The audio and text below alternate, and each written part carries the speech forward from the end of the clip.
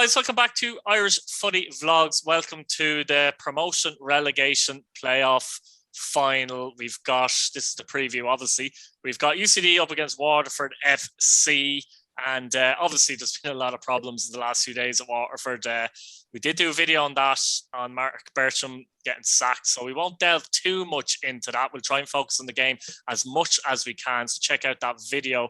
But obviously, Daz, Waterford are going to have a new manager in charge for Friday. It's no one from the academy. It's actually a new man from outside the club completely that's come in to take charge for the game. At least it's Ian Hendon, and I'll just read a bit of an article here. Ian Hendon will take charge of Waterford's promotion relegation playoff final against UCD on Friday after the League of Ireland club moved swiftly to replace sacked manager Mark Bertram. Hendon played for Tottenham Hotspur, Leyton Orient, Sheffield Wednesday and Barnet during a 20-year career, winning 7 England under-21 caps. He transitioned into coaching, managing Barnet and Dover before being recruited by his former manager Sam Allardyce to become West Ham's development coach a decade ago. Hendon was promoted to the first team staff by Allardyce and had short stints managing Leyton Orient and Gibraltar's side Europa Point. He's 49 and he holds the requisite UEFA Pro license badges to manage the top flight in Ireland. But his first training session was this morning. He met the players for the first time this morning. I don't think this was a thing where he was waiting in the wings and lined up. I think he's literally come in to try and do Forrest, his friends of him, a favour. It's a difficult one for Waterford. It's a difficult week for Waterford. And, UCD must be sitting there thinking, they smell blood really here. Yeah, it's a very difficult situation for Waterford fans, first and foremost. So much things going on there, and I do feel for them. It's an awful situation that they've been put into, and they've no control over it. Interesting about the manager appointment too. I wasn't expecting that, but looking at the game itself anyway, UCD 100% now. I think it's in their hands now. I think actually go out and put something to them now, because if you're looking at the Waterford teams in the past, they've not had full benches. They've had 2 goalies on the bench. Just that stuff UCD don't have, and they're a college team. So if Waterford's a club that's been going out and recruiting players early on this season from abroad, and now they suddenly find themselves in this situation, UCD have to be looking at this and thinking, we can go here now and put this up to them. And none of us tipped UCD to even be in the final. And I know we were saying, they could do it, and here they are, they're in it again, and they've come up with the goods every few seasons, a few gem of players. Obviously they got Carrigan and they got Colin Whelan, who's been voted as some of the best underage players in the league, so they've got a few standout players obviously doing very, very well. And I really think UC now have a proper chance against Waterford. It's going to be so tough for Waterford because the new manager, he doesn't even really know the players. I don't know any of his links, bar obviously, but as you said first. But other than that, he's got no League of Ireland experience. Obviously he's got good playing his experience, and he's obviously been in England at a very, very high level. But you think that though they should have went with one of the academy managers, someone like, I don't know, Mike Gagan or Bell or any of those guys, because at least what was wrong with the club. Dave Bella's pro license, I believe. So what was wrong with giving him the reins for the last final game? He would have seen the team the whole season. He would have seen the transformation when it brought in 6 or 7 new players. I'm sure he'd have his own ideas. And I know Dave Bell's a good coach. So I don't get why they didn't give him the chance to actually try and keep them up for the one game. Someone who's been in and around training all year, the whole season. Surely Hendon has to come in and start asking all these people all the advice anyway, and say, oh, look, there's Dara Power. What position does he play in? You know what I mean? How the hell does he supposed to know the players? And even if he knows the players' names, does know that Dara Power is a right back or Keeves centre midfield, he doesn't know any of the characteristics of the players. He hasn't been watching League of Ireland, I'd be fairly sure, over the last year or two. And you can't exactly come in. What day is it today? What day is today? Thursday, isn't it? Wednesday. Wednesday, sorry, it is Wednesday. But we've 2 days to go. He can't come in and implement the plan unless it's to copy the plan that's been used in the first place, or at least the players will have an idea what Mike Gagan wants, or what Bell wants, or even Nolan, who's I think the under-17 academy manager. Yeah. So it just it's a complete, for want of a better words, a shit show, to be honest with you. And I think the worst thing that could have been done was to bring in someone completely outside for this match. It just doesn't make any sense. Now, you'd like to think from a Waterford point of view, though, right, that the players get them through it. Some of the leaders, the senior players, the Wordsworths, the Nolans, all those kind of players, obviously Murphy and those kind of players. Yeah, you hope to... They need to lead the way, actually, more than the manager in many ways. They need to lead the way and almost decide how to play and say, look, hang on a minute. Okay, we know this has happened, but look, overall, we've better players than UCD. Let's go out and show them. You know what I mean? We're not stupid either. We can actually go out and play here.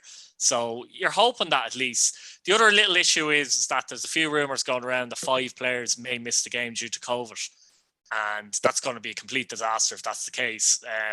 Again, I'm not sure if that's the case, but they're not going to be telling UCD that this player, that player, and this player is going to be missing. Yeah, they're not going to put that out, obviously, until they actually physically have to by the FEI guidelines. And even at that, like, they mightn't even put them out in the guidelines. They might really wait until they have to put it out, because if UCD suddenly see, right, both their centre-backs are gone, that's where we're going to exploit them. Or if both their full-backs are gone, that's where we're going to hit them.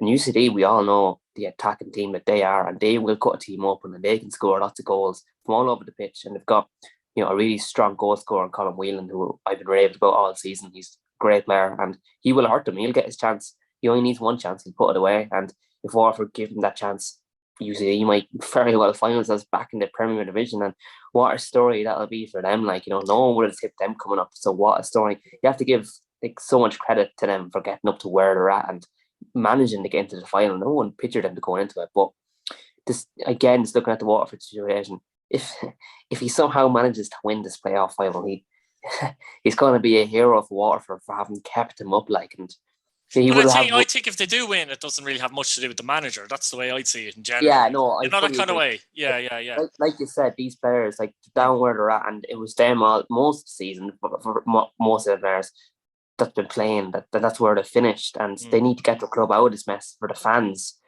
and for themselves too. I'm sure they're going to want to put themselves in the shop window, but they're not doing themselves any favour by being down where they're at. Like, so if they really want to get over, they're going to have to put on a really good show now and make sure to beat UCD, beat them ugly if they have to, and just get it and carve out a win. But that goes for both teams. I think UCD need to have a bit of ugliness about them now too, and be, you know, harder to, like, break down and stuff.